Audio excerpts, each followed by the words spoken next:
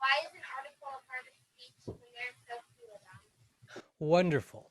Why is an article a part of speech when there are so few of them? Wonderful. Well, let's get into the air. What are articles? Give me some examples of articles. Noun, so a and the.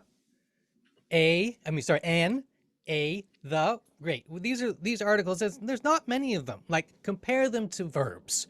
There are a whole ton of verbs. Compare them to nouns. There's a whole ton of nouns. So they have their own category. They are their own part of speech. And so your question is a very smart question.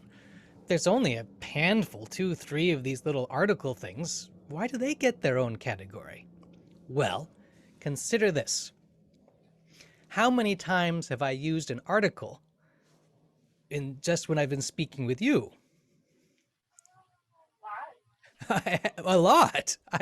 I use an article to use an article, and almost every time, not always, but almost every time I say a sentence, I just use an article with a to speak about words, to speak about the properties. I used an article, the properties of words.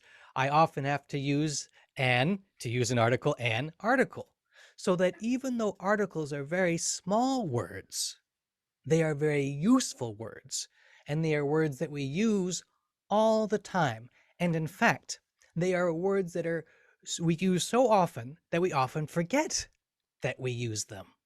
We don't think about them because we do so intuitively. We do so instinctively, which is why when people who speak another language are learning English for the first time, articles can give them all sorts of trouble because to learn how you use an article, articles are actually quite complex. When do we use the word the?